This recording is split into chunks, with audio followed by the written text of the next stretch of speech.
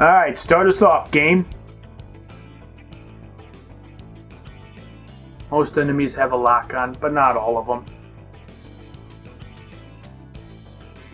If you lose all your lives, you have to continue. Standard stuff, you know.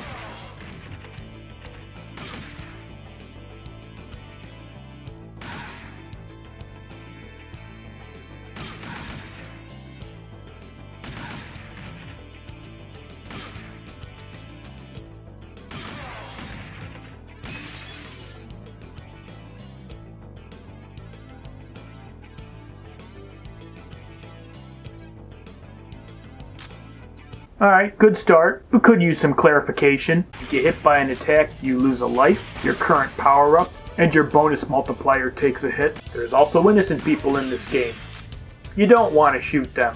If you do, you lose a life, and your bonus multiplier takes a hit. You can shoot down projectiles to save yourself. Rockets, grenades, flames, axes. Unfortunately, you can't shoot down bullets. Yet, power-ups can be found within the game. Some are dropped by your vanquished enemies, and some are hidden within destructible objects. You can shoot red barrels to cause an explosion to take out nearby enemies. They might require more than one shot, with the exception of a couple that are scripted to blow at a specific time. The keyword is red. Green barrels don't explode. Moving into the scoring section, if that kind of thing floats your boat, there's a bonus bar. Every valid hit on a bad guy fills it up a little bit.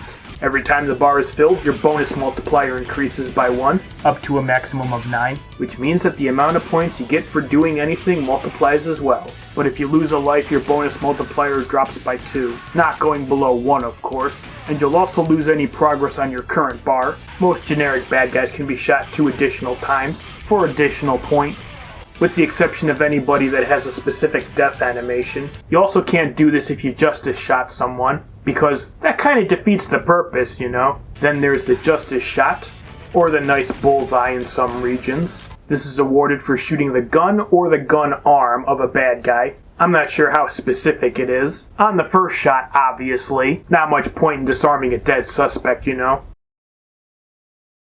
Your default gun is the Guardian. It holds 6 shots and has absolutely nothing special about it. The automatic is basically the Guardian with a bigger magazine. 15 bullets to be exact, which is a lot. The manual says it has a limited number of reloads. I'm pretty certain that's a mistake. If it does have a limit, I've never hit it. The machine gun fires continuously as long as you hold down the trigger. It has a capacity of 30. It cannot be reloaded. Oh, and by the way, this is actually a submachine gun. The rifle fires a burst of 3 bullets every time you pull the trigger. In theory, unless a shot doesn't register, it has a capacity of 24, which translates to 8 shots.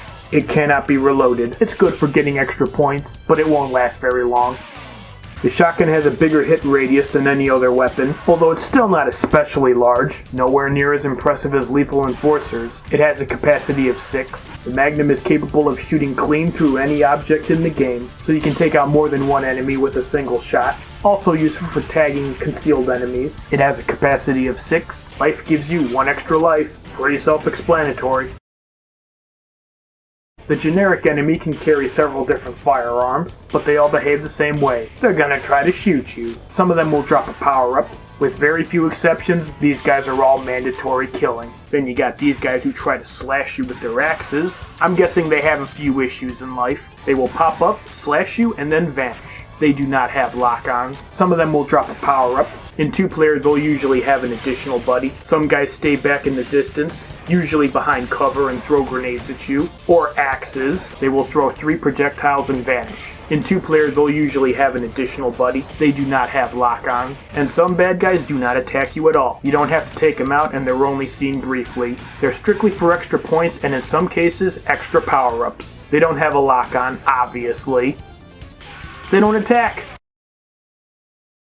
Overall, the automatic is the best power-up in the game. It's hard to argue with 15 bullets in a magazine. I wouldn't give it up for any other weapon, at least not intentionally. Magnum and shotgun come next. Not that they're common at all. The machine gun and rifle are the 2 least effective ones, simply due to the fact that you can't reload them, so they will not last long at all. Don't give up any weapon for them. Faster is not always better. At a few points, it is actually better to wait before you shoot an enemy, to allow civilians to get out of the line of fire. However, this may not be possible on the higher difficulties.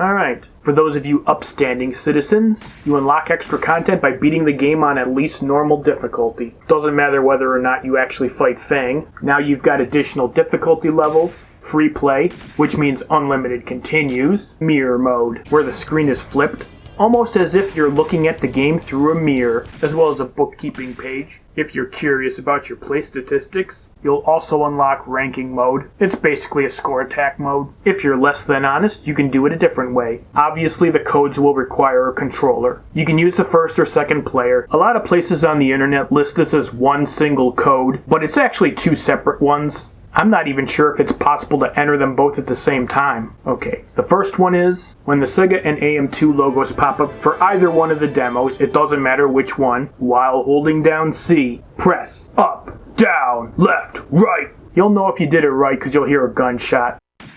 You've now unlocked everything without the effort. Feel good about yourself? The second code is entered in the same manner, except this time, down, up, left, right.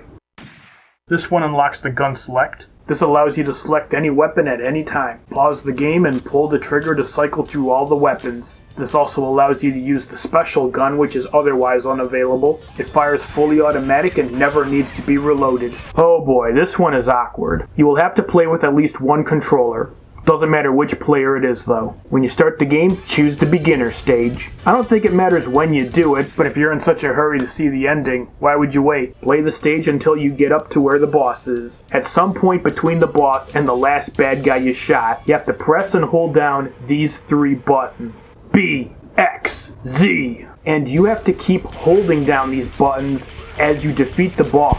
Or I guess you could just simply ask someone else to push the buttons for you. You'll know if you did it right when the stage immediately ends as opposed to seeing the helicopter. I don't know if you can do this on the other stages, but it's really a pain to do. I don't know why anyone would need this, but when you're at the name entry screen, shoot the backspace button repeatedly.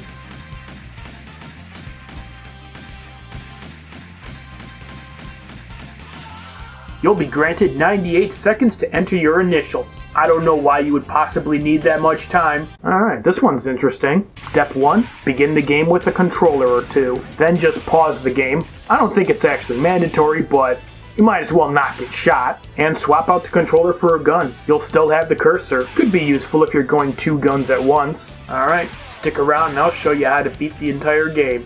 Okay, this is cool and all, but why are you parking in front of someone with a rocket launcher? And why would you drop it to pull this move? I mean, it would have made sense if he was like dodging the rockets and then he pulls up after the guy has fired all 4 of his rockets. Because of course the cops were counting, but the bad guy wasn't. Okay, now it's over, for real.